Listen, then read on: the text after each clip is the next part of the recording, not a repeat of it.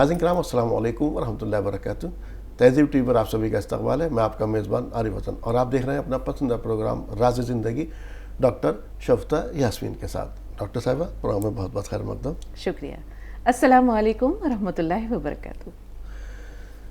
ناظرین کرام آپ لوگ جانتے ہیں مختلف موضوعات پر بات کرتے ہیں. آج کا موضوع ہے ہمارا غلام مت بنیے. کس کا غلام نہ بنیے جانتے ہیں بغیر وقت کو ضائع کیے ڈاکٹر صاحبہ سے. جی ڈاکٹر صاحبہ. ظاہر سی بات ہے کوئی بھی انسان پسند نہیں کرے گا کہ وہ کسی کا بھی غلام ہو, کیونکہ اللہ تعالیٰ نے انسان کو فطرتاً آزاد پیدا کیا ہے. لیکن وہ قول ہے نا کہ انسان فطرتاً آزاد پیدا ہوا ہے لیکن وہ چاروں طرف سے زنجیروں میں جکڑا ہوا ہے. اب یہ زنجیریں کبھی دکھائی دیتی ہیں اور کبھی نہیں بھی دکھائی دیتی ہیں. کبھی آپ آج سے ہزاروں سال پہلے کی جب تاریخ دیکھیے تو اس وقت انسان یہاں غلامی کا تصور تھا, غلام ہوا کرتے تھے. خود رسول پاک صلی اللہ علیہ وسلم 1450 سال پہلے آقا اور غلام کا تصور ملتا ہے. انسانوں کی خرید و فروخت ہوتی تھی, لوگ بیچے اور خریدے جاتے تھے. تو ایک تو غلامی وہ ہے اور ایک وہ غلامی ہے یا وہ زنجیریں ہیں جو دکھائی نہیں دیتی. ہمارا آج کا جو موضوع ہے یہ ان زنجیروں سے متعلق ہے جو ہمیں دکھائی نہیں دیتا. مطلب انسان اپنی خواہشات کا غلام ہے. اب جہاں انسان کی اس غلامی کا ذکر آیا تو ہم یہ دیکھتے ہیں کہ عموماً جو کمزور دبے کچلے پسماندہ طبقات کے لوگ تھے وہ خریدے اور بیچے جاتے تھے, یا جنگوں میں جو لوگ قیدی بنا لیے جاتے تھے وہ غلام ہو جاتے تھے. لیکن حضرت یوسف علیہ السلام کیا قصور تھا ان کا کہ یعنی وہ حضرت ابراہیم علیہ السلام, حضرت اسحاق علیہ السلام, حضرت یعقوب علیہ السلام اور پھر حضرت یوسف علیہ السلام, 3 پشتوں سے وہ نبی زادے تھے, اس کے باوجود غلام. تو یہ عروج اور زوال انسان کا اللہ کے ہاتھ میں ہے. اور بہت سی چیزیں ایسی ہیں شاید اگر وہ غلام نہ ہوتے تو کل کو وہ جو ان کو منصب اور رتبہ ملنے والا تھا, وہ جو اقتدار ملنے والا تھا وہ نہ ہوتا. تو یہ تمام چیزیں مقدر و مکتوب کہلاتی ہیں کہ یعنی یہ نوشتہ تقدیر ہے جو لکھا جا چکا ہے. اب انسان کچھ چیزیں خود حاصل کرتا ہے, کچھ اپنے ہاتھوں سے گنوا دیتا ہے. شیطان نے گنوا دیا. جی گنوا دی. حضرت یوسف علیہ السلام نے صرف 2 چیزوں کو کس کر پکڑ لیا, ایک صبر ایک شکر. ہر ابتلا پر صبر اور شکر. بھائیوں نے کنویں میں پھینکا, اللہ تعالیٰ نے عزیز مصر کے دربار میں گھر میں پہنچا دیا. جی جی. زلیخا کی وجہ سے جیل میں ڈالے گئے, اللہ تعالیٰ نے ان کو وزارت کے عہدے پر متمکن کر دیا. تو صبر اور شکر یہ 2 بڑے قیمتی ہتھیار ہیں اور ان سے انسان ہر مصیبت پر جیت اور فتح حاصل کر سکتا ہے. اب ہمارا چونکہ موضوع ہے غلام مت بنے, تو آج انسانی غلامی کا تصور نہیں ہے. آج خواہشات, جذبات, احساسات, فکر, سوچ, ان تمام چیزوں کی غلامی پر ہم بات کریں گے آپ سے. ایک چھوٹا سا قصہ سنیے, لیکن اس سے پہلے یہ بھی جان لیجئے کہ کچھ چیزیں انسان کی ضرورتیں ہوتی ہیں, بیسک نیڈز ہیں. اب انسان کو ایک 4 دیواری اور ایک چھت چاہیے. پہلے جب یہ نہیں تھا تو لوگ پہاڑ کی کھو میں رہا کرتے تھے, غاروں میں رہتے تھے. جنگل میں بہت گھنا کوئی درخت ہے تو چلو اس درخت کے اندر انہوں نے اپنا ایک چھوٹا سا رہنے سہنے کا انتظام کر لیا. ضرورت کے اعتبار سے اس کی ضرورتیں رہائش کی بدلتی گئیں. روٹی کپڑا اور مکان یہ انسان کی بیسک نیڈز ہیں ہمیشہ کی. لیکن اس کے علاوہ جو کچھ ہے جو اضافی ہے یہ اس کی ضرورت سے زیادہ ہے, اس میں انسان کی خواہشات آ جاتی ہیں. اب آپ یہی دیکھیے نا, جب انسان غاروں میں تھا تو کیا وہ زندہ نہیں تھا؟ تب بھی اس کی ضرورتیں, رہائش کی ضرورت تب بھی پوری ہوتی تھی. پھر اس نے آہستہ آہستہ لکڑی کے مکانات بنانے شروع کیے, اینٹ پتھر گارے کے مکانات بنانے شروع کیے. اب آپ یہ جو لمبے چوڑے بلند و بالا ٹاورز دیکھ رہے ہیں, جی جی, یہ وہی اہل عرب ہیں جی جی جن کے بارے میں رسول پاک صلی اللہ علیہ وسلم نے فرمایا تھا کہ قرب قیامت کی نشانیوں میں سے ایک نشانی یہ بھی ہے کہ ننگے پاؤں رہنے والے, مویشی چرانے والے بلند و بالا عمارتیں بنانے میں ایک دوسرے سے سبقت لے جائیں گے. جی.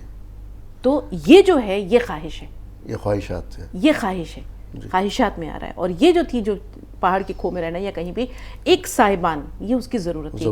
تو ہر وہ چیز, کسی نے مولانا رومی سے پوچھا زہر کیا ہے, مولانا رومی نے کہا کہ ہر وہ چیز جو ضرورت سے زیادہ ہو وہ زہر ہے, کیونکہ اس میں خواہشات شامل ہو جاتی ہیں اور پھر خواہشات انسان کو غلام بنا لیتی ہیں. کہتے ہیں ضرورت جو ہے یہ فقیروں کی بھی پوری ہو جاتی ہے, خواہشات بادشاہوں کی بھی پوری نہیں ہوتی. حل من مزید, حل من مزید, حل من مزید. اب آپ یہ دیکھیے, ایک بادشاہ تھا اس نے اپنے ایک وزیر سے کہا کہ میں بادشاہ ہوں اور میں ہمیشہ فکر مند رہتا ہوں، پریشان رہتا ہوں، میرے منہ پر تفکرات کی پرچھائیاں رہتی ہیں، اور یہ جو میرے جتنے بھی نوکر ہیں، مزدور ہیں، یہ بڑے خوش باش رہتے ہیں، قصہ کیا ہے؟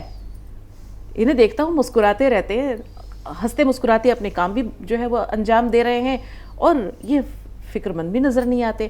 وزیر بڑا سیانہ اور ہوشیار تھا، اس نے کہا بادشاہ سلامت 99 کے پھیر میں مبتلا کر دیجئے۔ بادشاہ نے کہا 99 کا پھیر کیا ہوتا ہے؟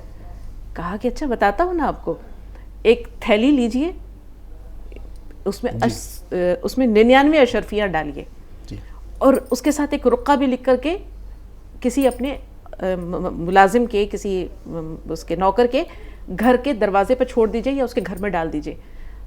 تو اس نے یہی کیا کہ اس رقعے پر یہ لکھیے گا کہ اس میں 100 اشرفیاں ہیں اور یہ تمہارے لیے انعام ہے، اس تھیلی میں 100 اشرفیاں ہیں اور یہ تمہارے لیے انعام ہے۔ ایسے ہی ہوا، اس نے ایک تھیلی میں 99 اشرفیاں ڈالیں اور یہ رقعے پر لکھ دیا 100 اشرفیاں تمہارے لیے انعام ہے۔ دروازے پر دستک دے کر کے، اور جو قاصد تھا وہ چلا آیا، بادشاہ پیچھے دیکھ رہا تھا، وزیر، قاصد اور بادشاہ تینوں۔ وہ نوکر باہر نکلا دستک سن کے، اس نے دیکھا تھیلی اور رقعہ، بڑا خوش ہوا، 100 اشرفیاں ہیں، ارے بیوی کو بلایا، بچوں کو بلایا۔ اب جب گننے بیٹھا تو یہ تو 99 ہے۔ اب اس کا پارا چڑھ گیا، اس نے کہا ارے اس میں 100 اشرفیاں تھیں، ڈھونڈو ایک اشرفی کہاں ہے، تم لوگوں نے ضرور گننے میں نا ادھر ادھر کی ہے۔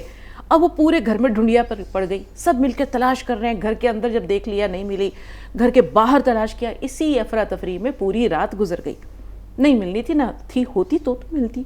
اب اگلی صبح جب وہ گیا بادشاہ کے دربار میں تو چڑچڑا، بد مزاج، رات بھر کا جاگا ہوا، چہرہ سوجا ہوا، آنکھیں سرخ اور موڈ خراب۔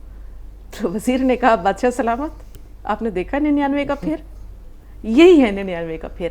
تو انسان کی جو خواہشات ہیں ان میں کہیں نہ کہیں لالچ ہوتا ہے، اور لالچ بری بلا ہے، لالچ بری بلا ہے، انسان کو ہمیشہ بے چین رکھتی ہے، مضطرب رکھتی ہے۔ تو مومن اور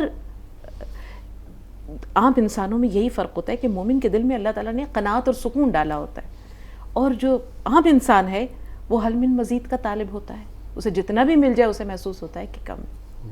ایک ضرورت کے پہلو کی جو آپ نے بات کی، یہ ضرورت بھی کبھی کبھی ہمیں حلال اور حرام کی تمیز سے بیگانہ کر دیتی ہے۔ جیسے کہا بھی گیا، شاید سورۃ تغابن کی وہ ہے ترجمہ اس کا کہ اے مومنو، تمہاری بیویاں اور اولاد تمہاری، بعض ان میں سے تمہارے لیے، انما اموالکم و اولادکم فتنۃ، وہ تو یہ ہے کہ تمہاری مال اور اولاد فتنہ ہے۔ ایک اس سے پہلے آیت ہے، وہ اس کا مفہوم ہے اے مومنو، تمہاری بیویاں اور تمہاری اولاد میں سے بعض تمہارے لیے فتنہ ہے۔ اچھا، اس سے پہلے یہ بہرحال اسے فتنہ اسی لیے کہا گیا ہے۔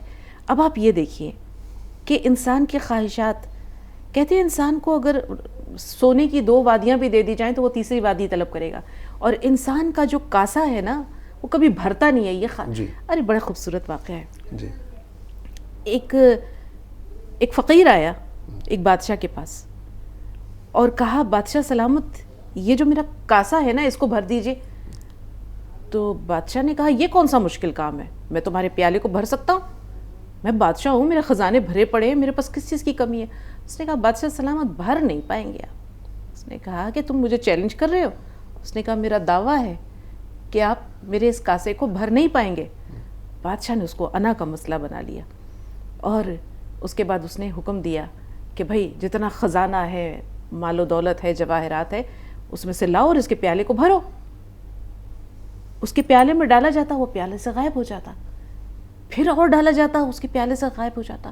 ہوتے ہوتے بادشاہ کا خزانہ خالی ہو گیا، اس کا جو گودام تھا اس میں سے اناج لا کر کے ڈالا گیا، وہ سارا کا سارا ختم ہو گیا۔ آخر میں وزیر نے کہا بادشاہ سلامت، ہم تو لٹ جائیں گے، برباد ہو جائیں گے، پوچھیے اس فقیر سے کہ یہ پیالہ کیا ہے۔ بادشاہ نے کہا کہ اب دیکھا کہ اب تو میں ہار رہا ہوں، تو یہ نہیں کہا کہ میں ہار رہا ہوں، اس نے کہا یہ تو بتائیے، درویش سے پوچھا کہ آخر یہ پیالہ بنا کس چیز سے ہے؟ کہا یہ پیالہ جو ہے یہ انسانی خواہشات کا پیالہ ہے، کہ اولاد آدم کو قبر کی مٹی کے سوا اور کوئی چیز اس کے پیٹ کو نہیں بھر سکتی۔ قول موجود ہے نا، جی جی، کہ اگر اسے سونے کی 2 وادیاں بھی دے دی جائے تو وہ تیسرے کی طلب کرے گا۔ تو یہ جو انسانی خواہشات کا کاسا ہے نا، یہ کبھی نہیں بھرتا ہے۔ کہاں تمنا کا دوسرا قدم یا رب، ہم نے نقش پا کو، ہم نے دشت امکان کو ایک نقش پا پایا، ہزاروں خواہشیں ایسی کہ ہر خواہش پہ دم نکلے، بہت نکلے میرے ارمان لیکن پھر بھی کم نکلے. تو انسان کے ارمان تو پورے ہوتے ہی نہیں ہیں. اسے یہ محسوس ہوتا ہے آج کی. اب آپ نے حرام اور حلال کی بات کی ہے جی. آپ یہ دیکھیے مومنوں کی صفات یہ ہے کہ ان کی فیملی میں بھی حرام اور حلال کا یا کم سے کم پر قناعت کا جذبہ موجود ہے. حضرت عمر بن عبدالعزیز کی مثال نہیں دوں گی کیونکہ یہ مثالیں دی جا چکی ہیں پہلے. ایک شخص تھے کئی دن سے فاقوں میں مبتلا تھے، نیک کئی دن سے فاقوں میں مبتلا تھے. روزانہ ان کی بیوی ان کو رخصت کرتی تھی، دروازے تک چھوڑنے جاتی تھی اور اللہ کا نام لے کر کے جائیے، رخصت کرتی تھیں. گئے کام کاج ڈھونڈا، کوئی روزگار ملا نہیں، واپس آئے، دونوں میاں بیوی پانی پی کر سو گئے. دوسرے دن پھر بیوی نے اللہ کا نام لیا، مسکرا کر اپنے شوہر کو دروازے تک کہیں چھوڑنے کے لیے اور کہا آپ کو اللہ کی امان میں دیا اور رخصت کی. سارا دن کام کاج ڈھونڈتے رہے، کوئی روزگار نہیں ملا. واپس جب آئے تو بیوی نے چہرہ دیکھا شوہر کا اور اندازہ لگا لیا کہ میرے شوہر کو آج بھی کوئی کام نہیں ملا ہے. کہا بولے کوئی بات نہیں، کیا ہوا؟ ہم ہر روز کھاتے پیتے تھے، اللہ ہمیں رزق دیتا تھا، اگر یہ تھوڑی سی پریشانی کے دن ہیں تو کٹ جائیں گے، کوئی بات نہیں، ہم آج بھی صبر کر لیتے ہیں، ہم آج بھی پانی پی کے سو جاتے ہیں. میاں بیوی دونوں پانی پی کر پھر سو گئے. تیسرے دن شوہر پھر دروازے کی طرف گیا روزگار کی تلاش میں. بیوی اس کے پیچھے دوڑی ہوئی گئی اور کہا سنیے رکیے، 2 دن ہم نے گزار دیے فاقے سے، شکر ہے اللہ کا، وہ جس حال میں رکھے وہ حال اچھا ہے، لیکن مجھے ڈر ہے کہ میں آپ کی محبوب بیوی ہوں، آپ اپنی بھوک پیاس اور اپنی تکلیف تو برداشت کر سکتے ہیں، آپ پہ یہ چیز شاق گزر رہی ہے، سخت گزر رہی ہے کہ آپ کی بیوی جو ہے وہ 2 دن سے بھوکی ہے، پانی پی کر ہم رات کاٹ رہے ہیں اور گزار رہے ہیں، ہو سکتا ہے آپ میری اس تکلیف کو برداشت نہ کر سکیں اور آپ کسی ناجائز روزی کی طرف جو ہے آپ کے ہاتھ بڑھ جائیں، تو خدا را اگر آپ کو حلال رزق نہیں ملتا ہے تو ذرا فکر مند نہ ہوئیے گا، ذرا مغموم نہ ہوئیے گا، ہم اور ایک رات جو ہے وہ پانی پی کر کاٹ لیں گے. تو یہ وہ سلف صالحین کی خواتین تھیں جو کہتی تھیں کہ تم ہمارے لیے جہنم کا ایندھن نہ بننا، تم ہمارے لیے جہنم کے انگارے خرید کر نہ لانا، ہم اس دنیا میں جل لیں گے، ہم اس دنیا میں پیٹ کی آگ، بھوک کی آگ برداشت کر سکتے ہیں، لیکن قیامت کے دن ہم جہنم کا ایندھن نہیں بنیں گے، نہ بنیں گے نہ تمہیں بننے دیں گے. تو سلف صالحین کی یہ خواتین آج کے دور میں کم کیوں ہو گئیں؟ آپ بتائیے. صبر نہیں رہا، اللہ تعالیٰ پر یقین نہیں رہا. اللہ تعالیٰ کے آج کی خواتین کا تو حال یہ ہے کہ گھر کے اندر اگر کسی چیز کی کمی آ گئی ہے تو شوہر سے سیدھے شادی کیوں کی تھی، نہیں اٹھا سکتے، ورنہ خود قدم نکالنے کے لیے تیار ہیں. یہ صبر، ضبط، قناعت، یہ تمام تر چیزیں ہمارے اندر سے ختم ہوتی چلی جا رہی ہیں. آج ہم نے دنیا کو مطلوب بنا لیا ہے، مقصود. نیکیوں میں تو مسابقت نہیں کرتے، ہم نیکیوں میں تو ایک دوسرے سے بڑھ چڑھ کر بازی لے جانے کی کوشش نہیں کرتے، لیکن پڑوسن کے گھر میں نیا فریج آیا ہے، اب بیچارہ شوہر جیسے آیا ہے تھکا ہارا، ابھی جوتے بھی نہیں اس نے جو ہے وہ اپنے اتارے ہیں، ارے اس کے گھر میں تو اتنا بڑا جو ہے وہ فریج آ گیا، اس کے گھر میں تو یہ فرنیچر آ گیا، وہ فرنیچر آ گیا، انہوں نے تو نئی گاڑی لے لی، تم کب لوگے، کب تک جو ہے وہ بائک پر گھومتے رہیں گے. تانے دے دے کر کے جینا حرام کر دینا. بچوں کی ضروریات، ابو فلاں چیز چاہیے، ابو فلاں چیز چاہیے، ضرورت ہے یا نہیں ہے. موبائل فون، کیا پہلے زمانے کے لوگ خوش نہیں رہتے تھے؟ آج یہ جو ہے یہ والا ورژن جو ہے یہ پرانا ہو گیا ہے، ہمیں نیا چاہیے. ٹیلی ویژن جو ہے وہ پرانا ہو گیا ہے، ہمیں نیا چاہیے. ہر چیز کی تو نئے اپڈیٹس آتے رہتے ہیں، ان کو بھی یہ جو ہے وہ ہر نئی چیز چاہیے ہوتی ہے. کیوں؟ کیا وہ چیز آپ کی ضرورت پوری نہیں کر رہی ہے؟ اگر ضرورت پوری ہو رہی ہے تو پھر یہ خواہشات کا جنگل خودرو پودے کی طرح کیوں بڑھتا جا رہا ہے؟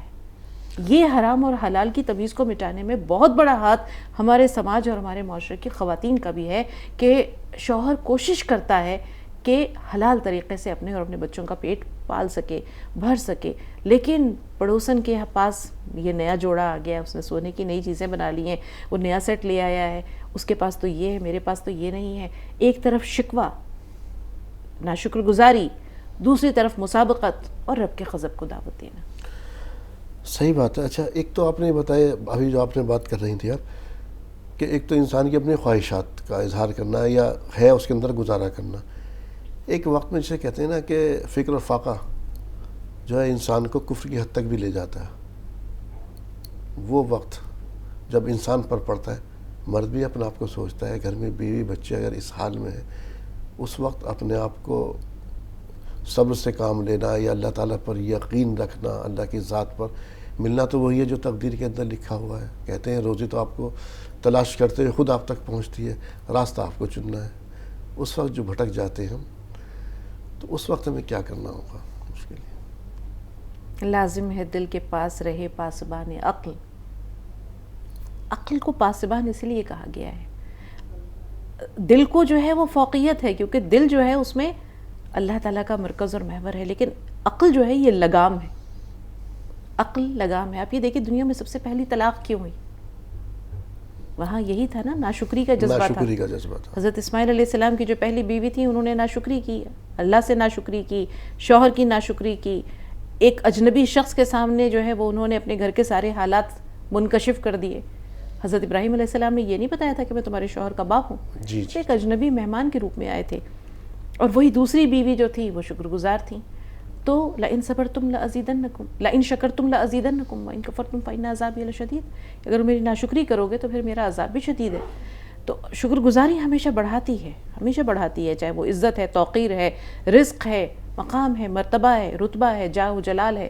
شکر گزاری بڑھاتی ہے. اب آپ نے کہا کہ انسان کہیں نہ کہیں کفر کا مرتکب ہوتا ہے. کفر کیا ہے؟ کفر یہ ہے، حسد جو ہے یا کفریہ کلمہ ایک شکوہ ہی تو ہوتا ہے. اللہ کی تقسیم پر راضی نہ رہنا. اس کا مطلب آپ اس کو رزاق نہیں سمجھ رہے ہیں. ایک جملہ چاہے وہ آپ کی زبان سے ادا ہو گیا، چاہے وہ آپ کے دل میں آیا، اللہ تعالیٰ تو ظاہر باطن حاضر غائب سب کچھ جانتا ہے. تو اللہ تعالیٰ کی رضا پر راضی نہ رہنا خدا کو قادر مطلق نہیں سمجھنا ہے. تو یہاں انسان کفر کے درجے میں زمرے میں داخل ہو سکتا ہے اگر اس کے دماغ میں بھی، جب ہمارا عمل جو ہے وہ ریاکاری میں داخل ہو سکتا ہے، عمل صالح، تو پھر ہمارا اس طرح کا فکر، ہمارا خیال، ہماری سوچ، یہ بھی تو ہمیں مرتد کر سکتا ہے. اب آپ یہ دیکھیے کہ کیا ہے، ایک حد فاصل ہی تو ہے خواہش اور ضرورت کے درمیان.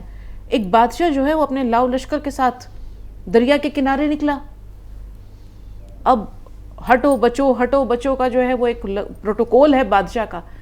ایک لاؤ لشکر ہے، ایک فقیر ہے وہ بوریا پر ٹانگیں پھیلائے بیٹھا ہوا ہے. اب بادشاہ نے کہا کہ یا تو یہ مجھے جانتا نہیں ہے یا یہ جو ہے وہ میری بے عزتی کر رہا ہے. اس نے پوچھا کہ تم مجھے جانتے ہو میں کون ہوں؟ کہا کہ ہاں. اب بادشاہ وقت ہیں. کہا کہ پھر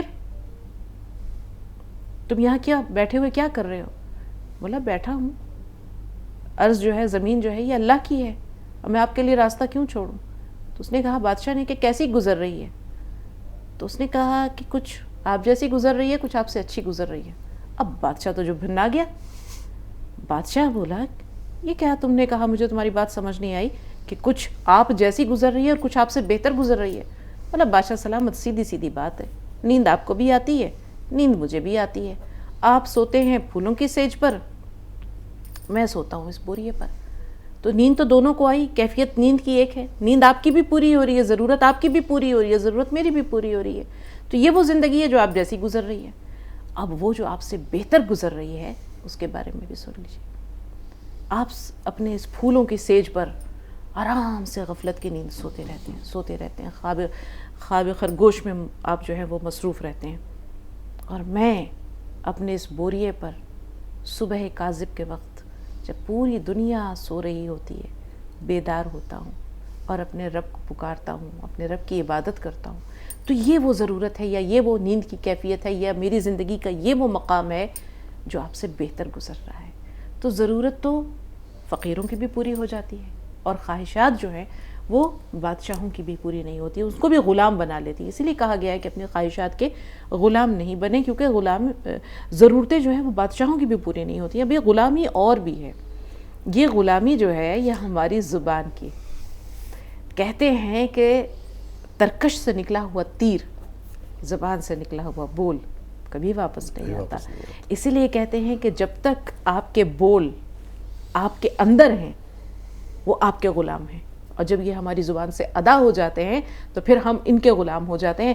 کسی سے کہنے کو تو کہہ دیا کوئی بھی بات, اور پھر ارے دیکھو اس کو نہ بتانا, اس کو نہ بتانا, سنے گا تو اسے دکھ ہوگا. اب چاہے آپ نے اس کی غیبت کی, آپ نے اس کی برائی کی, چاہے آپ نے کوئی ایک راز ہے, کوئی بھید ہے, یا اپنی ہی کوئی بات آپ نہیں چاہتے کہ اوروں تک پہنچے, لیکن کیا گارنٹی ہے, کیا ضمانت ہے کہ آپ کا وہ دوست یا آپ نے جس سے اپنا وہ راز شیئر کیا ہے وہ آپ کے راز کو صیغہ راز میں رکھے گا, اس پر پردہ رکھے گا. کیونکہ زبان سے نکلی ہوئی بات پھر آپ کی نہیں رہتی, پھر وہ پرائی ہو جاتی ہے. جب آپ اپنے اوپر کنٹرول نہیں رکھ سکتے, جب آپ اپنا راز خود نہیں چھپا سکے, تو دوسرے پر کیسے یقین رکھ رہے ہیں آپ کہ وہ دوسرا آپ کا راز چھپا لے گا؟ یہ سوال اپنے آپ سے کیجئے. یہ تو میں کہہ رہا ہوں, تو وہ اس کی اچھا ایک اور طرف اس کے طرف اشارہ کر رہے ہیں. ایک ابھی آپ نے ذکر کیا, ایک تو ایک اور مال جو فتنہ کس طرح سے ہے, جیسے ابھی آپ شروع میں ذکر کر رہے تھے, جو آیت جو تھی آپ نے پڑھی تھی کہ اللہ تعالیٰ نے مال وہ آ گیا نا, وہ جو بیویاں جو مطالبے کرتی ہیں. اچھا ایک چیز رہ گئی, ہاں ٹھیک ہے. اچھا شفتا صاحب, ایک غلامی اور ہے جو ان سب غلامی پر سب پر بھاری پڑے گی. اللہ تعالیٰ کا جب کہتے ہیں نا کہ مسلمان ہونا جو آسان نہیں ہے, اللہ تعالیٰ کی غلامی ہے جس کے اندر جانا ہر آدمی پسند کرے گا, اور یقینی طور پر اگر ہم اللہ تعالیٰ کی, یہی وہ غلامی ہے جو مطلوب ہے. جی جی, یہ وہ غلامی ہے جو مطلوب ہے. بندہ اور بندگی کا مطلب ہی کیا ہے؟ بندہ اور بندگی کا مطلب کیا ہے؟ کسی نے, حضرت جنید بغدادی کا غالباً یہ واقعہ ہے, کہنے لگے میں نے ایک غلام خریدا اور میں نے اس سے پوچھا کہ تیرا نام کیا ہے؟ اس نے کہا غلاموں کے نام نہیں ہوتے, جس نام سے پکاریے گا وہی میرا نام ہے. کہا کہ تو کھائے گا کیا؟ کہا غلاموں کی کوئی خواہش نہیں ہوتی, کوئی پسند و ناپسند نہیں ہوتی, مالک جو کھلا دے میں خوشی خوشی کھا لیتا ہوں. پھر کہا کہ تو کام کیا کرے گا؟ تو کہا غلاموں کی کوئی مرضی نہیں ہوتی, اسے جو کام دیا جائے اس کا فرض ہے اور اسے وہ کرنا پڑتا ہے, چار و ناچار, چاہے چاہے نہ چاہے, لیکن اسے وہ کرنا پڑتا ہے. تو حضرت جنید بغدادی کہتے ہیں کہ اس کی یہ بات سن کر میں رو پڑا. غالباً یہ انہی کا واقعہ, اور اگر میں غلط بول رہی ہوں تو اللہ مجھے معاف کرے. تو یہ کہتے ہیں کہ یہ بات سن کر میں نے اسے آزاد کر دیا, لیکن وہ مجھے عبادت, بندہ اور بندگی, بندہ اور معبود کا فرق بتا کے چلا گیا کہ بندگی یہی تو ہے کہ آقا جس حال میں رکھے وہ حال اچھا ہے, وہ جس طرح اس کی عبادت اور بندگی کی جائے, یا غلامی یہی ہے وہ جس میں کہتے ہیں نا کہ ایاک نعبد و ایاک نستعین, کہ ہم تیری ہی عبادت کرتے ہیں اور تجھ سے مدد مانگتے ہیں. تو آقا ہے, مالک یوم الدین ہے. وہ اسے جب مالک تصور کرتے ہیں, اسے آقا تصور کرتے ہیں, اور خود کو سراپا اس کی عبادت, اس کی بندگی میں ہم جھکا دیتے ہیں, تو اللہ کو یہی وہ عبادت ہے, یہی وہ بندگی ہے, یہی وہ غلامی ہے جو مطلوب ہے. اور یہی مقصود ہے انسان کی پیدائش سے, اس کی تخلیق سے. اللہ تعالیٰ کو کیا ضرورت تھی کہ وہ انسانوں کو پیدا کرتا؟ صحیح بات ہے. فرشتے عبادت کے لیے کافی نہیں تھے, لیکن فرشتے چونکہ ان کے پاس عقل نہیں ہے, ان کے پاس احساس نہیں ہے, ان کی اپنی مرضی اور ارادے کو دخل نہیں ہے. اللہ تعالیٰ کو ایک ایسی مخلوق چاہیے تھی جو کامل اختیار کی مالک ہوتے ہوئے بھی اپنے شعوری کوشش کے ساتھ, اپنے ارادے, اپنے شعور, اپنے دخل, اپنی عملی کوشش سے, اپنی مرضی سے اللہ کی عبادت کرے. یہ انسان کی پیدائش کی وجہ تھی.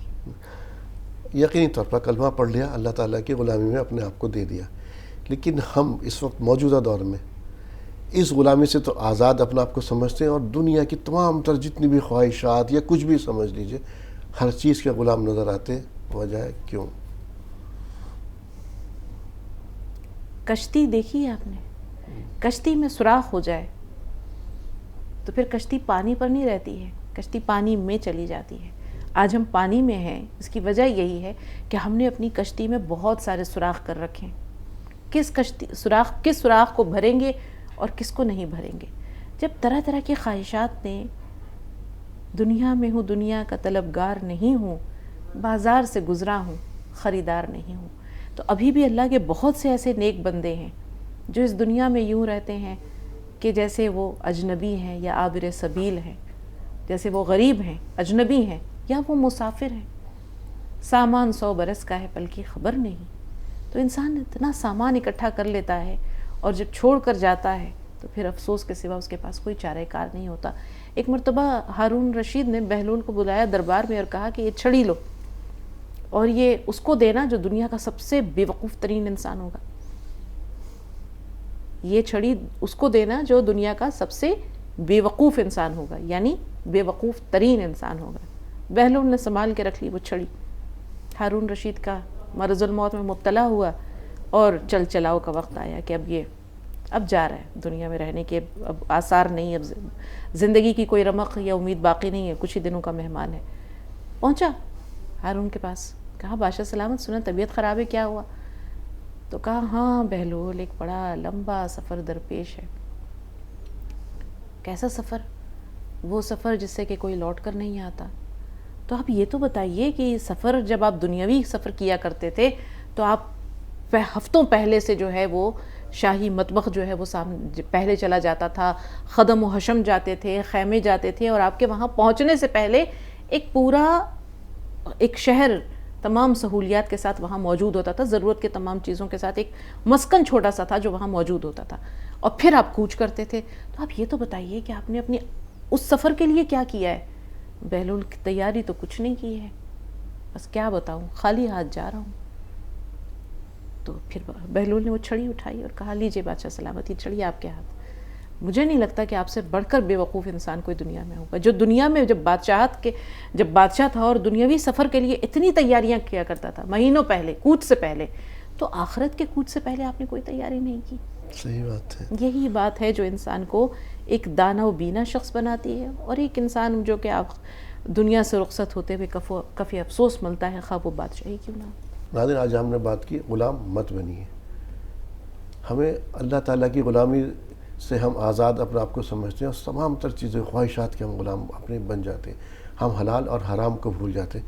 ایک چھوٹا سا قصہ، مجھے سچا قصہ کسی نے سنایا تھا، مسجد کے اندر کوئی جماعت تھی، انہوں نے سنایا تھا، میرے ذہن میں ابھی آ گیا اتفاق کے بعد۔ کوئی شخص تھا ٹرین کے اندر، کوئی جو ٹی سی ہوتے ہیں وہ اس وقت میں ٹکٹ میں جو سیٹ وغیرہ دیتے ریزرو کرا کرتے، تو ہمیشہ جو تھا ان سے بہت بدنام ہو چکا تھا شفتا صاحبہ، وہ پیسے لے کر کے دیا کرتا تھا، حتیٰ کہ اس کی شکایت پہنچ گئی، انہیں سچا واقعہ تھا، بتا رہے تھے وہ لوگوں نے شکایت پہنچی، تو اگلے دن اسی دن وہ شام میں کسی مسجد کے اندر گزر ہوا تھا، اذان کی آواز ہوئی تو نماز میں چلا گیا، وہاں انہوں نے درس دیا حلال اور حرام کا۔ اس نے اسی وقت توبہ کیا اور اس نے سوچا کہ جب مقدر میں انہوں نے کہا اتنا ہی جتنا ملے گا، راستہ آپ کو اختیار کرنا حلال کا یا حرام کا۔ اگلے دن جب وہ پہنچا تو اس میں بیٹھے ہوئے تھے وہ سب، اس نے وہی سے کہا کہ بھائی ٹکٹ، بولے نہیں، انہوں نے بہت پیسے کی اس کو دینے کی کوشش کی، اس نے کہا نہیں لینا۔ اسی وقت اس کا پروموشن ہوا، وہ جو وہ حرام راستے سے کما رہا تھا، اب وہ پیسہ اس کو حرام راستے سے تو اس نے نفس کی غلامی ترک کی، جی، تب خدا نے اسے نواز دیا۔ تو شیطان کے بہت سارے حربے ہیں، شیطان کی چالیں ہیں، جو شیطان کے بہکاوے سے، اپنے نفس کے بہکاوے سے، دو ہی تو دشمن ہیں، ایک شیطان ہے، ایک انسان کا نفس ہے، ان دونوں کی غلامی سے بچ جائیے، نجات آپ کے سامنے، آزادی ہی آزادی ہے، وہ آزادی کا راستہ جو آپ کو جنت کی طرف لے کر جاتا ہے، اور دنیا بھی سرخروئی بھی ہے اس میں۔ جی، بہت شکریہ شگفتہ صاحبہ پروگرام میں شمولیت کے لیے۔ تو ناظرین، راز زندگی میں آج اتنا ہی، اسی کے ساتھ اپنے میزبان کو دیجیے اجازت۔ السلام علیکم ورحمۃ اللہ وبرکاتہ۔